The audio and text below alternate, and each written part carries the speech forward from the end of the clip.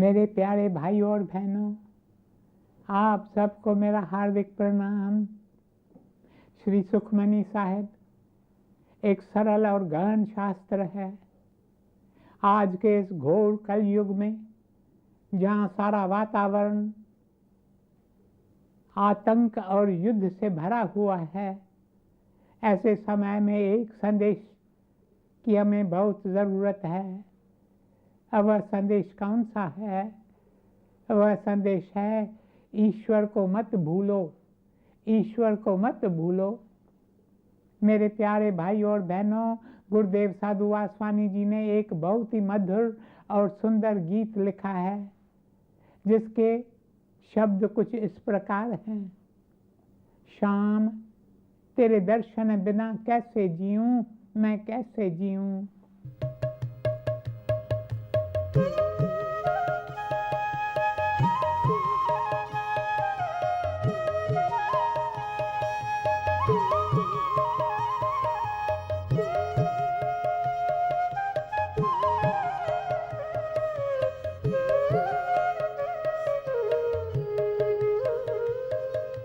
शाम तेरे दर्शन बिना कैसे जीऊं, मैं कैसे जीऊं। शाम तेरे दर्शन बिना कैसे जीऊं, मैं कैसे जीऊं।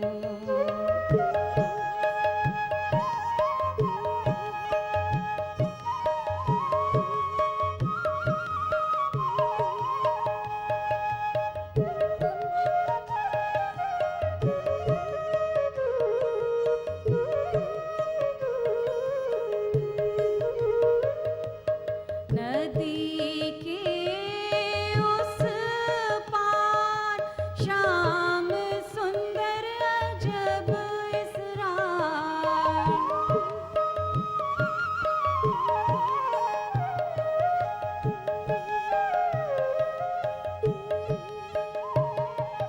बंसुरी बजाए दिलों को रिझाए। शाम तेरे दर्शन बिना कैसे जीऊं, मैं कैसे जीऊं। शाम तेरे दर्शन बिना कैसे जीऊं, मैं कैसे जीऊं।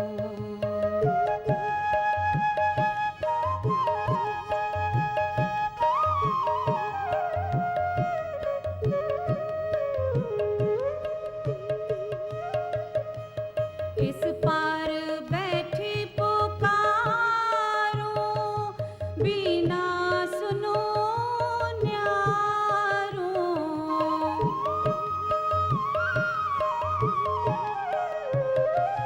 प्रीतम तू तो जाने, मैं प्यासी अभागनी। तैरना न जानूं, उस पार कैसे आऊं। शाम तेरे दर्शन बिना कैसे जीऊं, मैं कैसे जीऊं। शाम तेरे दर्शन बिना कैसे जीऊं, मैं कैसे जीऊं। कैसे जीऊं, मैं कैसे जीऊं। कैसे जीऊं, मैं कैसे जीऊं। संसार सागर के उस पार हमारा प्रियतम बांसुरी बजा रहा है और जीव उस बांसुरी की तान सुन रहा है इस पार, किंतु उसे विश्राम ही नहीं मिलता, क्योंकि वह अपने प्रियतम से दूर है। इस संसार सागर में जब तक हम प्रभु से मिलते नहीं, तब तक हम व्याकुल रहते हैं, उसी खोजते रहते हैं। चांद सितारों से उसका पता पूछते हैं, प्रकृति के सुंदर दृश्यों को देखकर उन्हें जानने की कोशिश करते हैं, किंतु फिर भी हमारी व्याकुलता नहीं जाती। इसलिए श्री सुखमनी साहिब में गुरु जी अपनी पहली अष्टपदी में हमें प्रभु के स्मरण करने की शिक्षा देते हैं। जैसा कि हमने पहली पौड़ी में देखा, हम इस दुख रूपी दुनिया में रहते हैं और यह दुख दूर होता है जब हम स्मरण करते हैं। दूसरी पौड़ी की शिक्षा थी कि यह स्मरण है प्रभु का स्मरण। प्रभु है ज्योति, ज्योति का ध्यान करो। इसलिए किसी संत के संसर्ग में रहो, उसके संसर्ग से तुम्हारे दिल पर हरि का रंग लगेगा और तुम्हारे भीतर प्रीत जागेगी। मेरे प्रियजनों, अब देखते हैं कि तीसरी पौड़ी में गुरु जी हमें कौन सी शिक्षा देते हैं। प्रभु के सिमरन रिद्धि सिद्धि नवनिधि, प्रभु के सिमरन ज्ञान ध्यान तत्व बुद्ध, प्रभु के सिमरन जप तप पूजा, प्रभु के सिमरन बिनसै दूजा, प्रभु के सिमरन तीरथ स्नानी, प्रभु कै सिमरन दरगह मानी, प्रभु कै सिमरन होय सुभल्ला, प्रभु कै सिमरन सुफल फल्ला। से सिमरा जिन आप सिमराए, नानक ताकै लागव पाए। तीसरी पौड़ी के पहले पद में गुरु जी फरमाते हैं, प्रभु के सिमरन रिद्धि सिद्धि नवनिधि, प्रभु के सिमरन ज्ञान ध्यान तत्व बुद्ध। अर्थात प्रभु के स्मरण करने से जीवन में कई शक्तियां उजागर होती हैं, नवनिधियां और खजाना भी मिलता है, ज्ञान ध्यान की वृद्धि होती है और सत्य का बोध होता है। पहली पंक्ति में गुरु जी कहते हैं, प्रभु का स्मरण करने से मनुष्य को रिद्धियां सिद्धियां तथा निधियां प्राप्त होती हैं। रिद्धि शब्द संस्कृत शब्द से निकला है, जिसका अर्थ है पक्का हुआ। जब फल पक जाता है तो ही उसमें स्वाद आता है। जीवन रूपी फल का पकना है रिद्धि। जीवन रूपी फल का पकना क्या है? देखिए, कई लोग हैं जो इस संसार से यूं ही चले जाते हैं, उनके जीवन का फल कच्चा ही रह जाता है, बेचारे भटक भटक कर चले जाते हैं। पर कुछ एक परमात्मा के भक्त हैं जो ज्योति का ध्यान करते हैं, तब उनका जीवन रूपी फल पक जाता है। रिद्धि शब्द का दूसरा अर्थ है बहार। जब जीवन रूपी फल पक जाता है तब बसंत बहार की ऋतु आती है। अफसोस, हमारे जीवन में बहार नहीं आती। बसंत बहार की ऋतु में पेड़ पौधों में नया रंग आ जाता है। जो प्रभु का पावन नाम जपता है उसके जीवन में भी नया रंग लग जाता है। काश हमारे जीवन में भी बहार आए और हम पर भी नया रंग लग जाए। रिद्धि शब्द का एक और अर्थ भी है प्रफुल्लता, जीवन शक्ति। मेरे प्यारे भाइयों और बहनों, आप में से एक एक के भीतर एक अद्भुत शक्ति है, जीवन शक्ति। किंतु यह शक्ति दबी हुई है, उजागर नहीं होती। जब हम प्रभु का स्मरण करते हैं तब यह शक्ति उजागर होती है।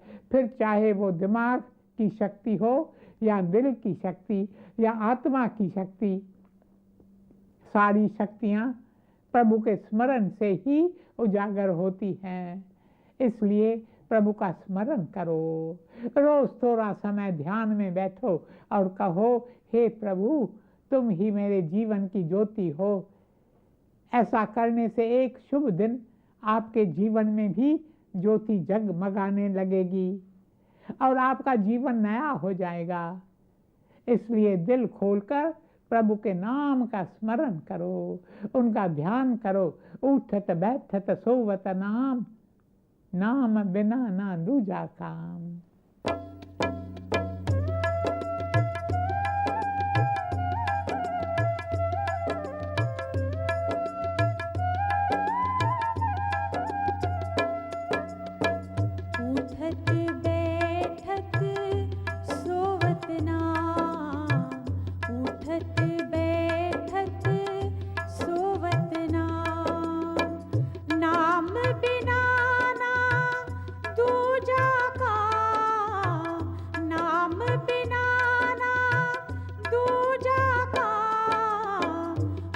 उठत बैठत सोवत नाम, उठत बैठत सोवत नाम, नाम ही जीवन का विश्राम, नाम ही जीवन का विश्राम, नाम ही मोरे दिल का धाम, नाम ही मोरे दिल का धाम, उठत बैठत सोवत नाम, उठत बैठत सोवत नाम।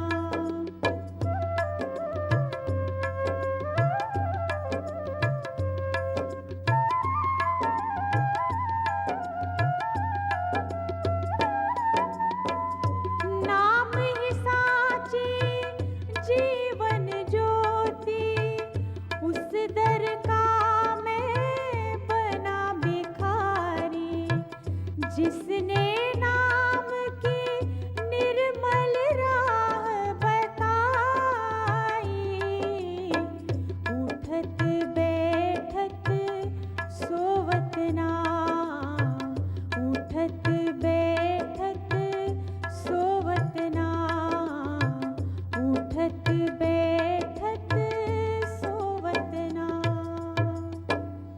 मेरे प्यारे भाइयों और बहनों, प्रभु के स्मरण रिद्ध सिद्ध नवनिध। जो स्मरण करता है उसे कई सिद्धियां प्राप्त होती हैं। ऋषियों की शिक्षा अनुसार सिद्धियां 8 प्रकार की होती है।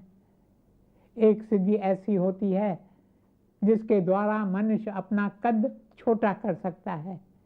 एक सिद्धि ऐसी भी है जिसके द्वारा मनुष्य अपना कद बड़ा कर सकता है। जिनके पास यह सिद्धि होती है वे योगी होते हैं। संत योगियों से ऊपर हैं। संत वह है जो मृत्यु पर विजय पाले, परंतु सिद्ध योगी मृत्यु पर विजय नहीं पाते। योगी कई साधनाएं और तपस्याएं करके ये सिद्धियां प्राप्त करते हैं, लेकिन गुरु अर्जन देव जी कहते हैं सभी साधनाओं की एक ही साधना है, वो है प्रभु का स्मरण। संत सिद्धियां प्राप्त नहीं करना चाहते, किंतु जो लोग सिद्धियां प्राप्त करना चाहते हैं तो उन्हें प्रभु के स्मरण से सिद्धियां मिल सकती हैं। तीसरे प्रकार की सिद्धि से मनुष्य दूर दूर की आवाजें सुन सकता है। चौथी प्रकार की सिद्धि से मनुष्य दूर दूर होने वाली घटनाएं या दृश्य देख सकता है। इस तरह शास्त्रों में 8 प्रकार की सिद्धियों का वर्णन किया गया है। एक बार समुद्र के तट पर मेला लगा हुआ था। इस मेले में थे योगी, सन्यासी और कई धर्मिष्ठ सज्जन। इस मेले में एक प्रश्न उठता है कि इतने सारे योगी, तपस्वी, साधु, सन्यासी, धर्मिष्ठ लोग आकर यहाँ इकट्ठे हुए हैं, इनमें से कौन है जो सबसे ज्यादा प्रभु के निकट हैं? एक तपस्वी उठकर कहता है, जिसकी तलाश में आप सब हैं वह मैं हूँ। तुम सबसे ज्यादा मैं प्रभु के निकट हूँ। तब लोग उससे प्रभु के नजदीक होने का सबूत मांगते हैं। वह कहता है, मैं तुम सब लोगों के सामने समुद्र के पानी पर चलकर दिखाऊंगा। जैसे श्री ईशा समुद्र के पानी पर चले थे और इतनी आसानी से चलूंगा जैसे तुम लोग धरती पर चलते हो। ऐसा कहकर तपस्वी पानी में जाता है और वह आराम से पानी के ऊपर चलता है। सब लोग यह नज़ारा देखकर अचरज में पड़ जाते हैं और कहते हैं कि यह तो महान तपस्वी है, इसके पास तो बड़ी अद्भुत शक्ति है, बेशक यह प्रभु के निकट है। वहीं पर दूसरा योगी उठा और बोला, समुद्र के पानी पर चलना यह कौन सी बड़ी बात है? अरे मैं तुम्हें बताता हूँ कि कैसे उड़कर प्रभु के कमल चरण पकड़ें। मैं तुम्हें उड़ कर दिखाता हूँ। ऐसा कहकर वह योगी अपनी दोनों बाहें फैलाकर उड़ना शुरू करता है। इतनी सरलता से वह ऊपर उड़ता रहा जैसे कोई पक्षी भी नहीं उड़ सकता। यह देखकर लोग हैरान हो गए और कहा, यह कितना शक्तिमान है, बेशक यह प्रभु के निकट है। इतने में तीसरे सन्यासी ने उठकर कहा, मुझे भूतकाल और भविष्य काल का दोनों का ज्ञान है। The secrets of the past and the future are open to me as the pages of an open book. मुझे भूत और भविष्य की खबर पल भर में मिलती है। फिर उसने मेले से एक व्यक्ति को बुलाकर उसकी तरफ देखकर कहा, तुम्हारी 3 बेटियां हैं और एक पुत्र है। उस इंसान ने अचरज भरी निगाहों से उसे देखा और कहा कि हाँ, यह बिल्कुल सच है। तब योगी कहता है कि अभी तुम्हें 2 पुत्र और होने वाले हैं, यह बात पक्की है। लोगों ने जब यह सुना तो उन्हें अचरज हुआ और कहा, बेशक यह प्रभु के नज़दीक है। फिर चौथा योगी उठा और बोला, ये सब कौन सी बड़ी बातें हैं, तुम आग जलाओ, मैं तुम्हें उस आग पर से गुजर कर दिखाऊंगा। I shall come out of the fire, I shall come out of the flames of the burning fire अनस्कैथ्ड।